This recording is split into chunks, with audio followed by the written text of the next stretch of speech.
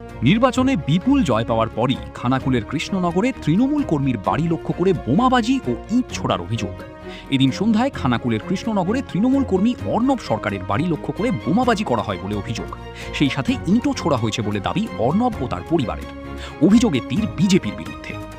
উল্লেখ্য, অর্ণব সরকার সদ্য পরাজিত তৃণমূল প্রার্থী পলাশ রায়ের কাউন্টিং এজেন্ট হিসাবে আরামবাগের কাউন্টিং হলে ছিলেন। পরাজয়ের পর বাড়িতে ফেরার পরই আর বাড়িতে হামলা চালানো হয়েছে বলে অভিযোগ। ঘটনাস্থলে পৌঁছেছে পুলিশ। তারা দোষীদের খুঁজে তল্লাশি শুরু করেছে। সন্ধ্যে 6:30 নাগাদ আমি সন্ধ্যে দিতে বেরিয়েছিলাম এই উঁচুড়েতে।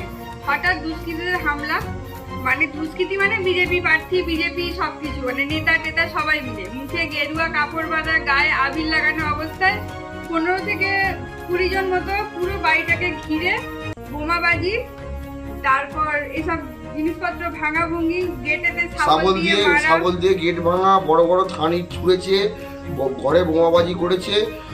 আমি একটা এক্স আর্মি হয়ে খুব বলতে লজ্জা লাগছে যে কেন্দ্রীয় বিজেপি সরকার আমাদের এইভাবে ওয়েলকাম করবে, এটা আমরা স্বপ্নেও ভাবতে পারিনি। আজকে বিজেপি সরকার ক্ষমতায় আসছে, তাদের ক্যাডাররা এসে এইভাবে হামলা করছে আমাদের উপর। আমি একটা এক্স আর্মি হয়ে আমার উপর এইভাবে হামলা করছে, আমার বইয়ের উপর এইভাবে হামলা করছে, আমাদের বাচ্চাদের উপর এইভাবে হামলা করছে, বড় বড় পাথর ছুটছে, বম ছুটছে। সেই বম খানাকুল থানার সোমনাথবাবু এসে উদ্ধার করে নিয়ে গেছেন। বিভিন্ন ধরনের খবরের জন্য লাইক ও সাবস্ক্রাইব করুন বাংলার কথা।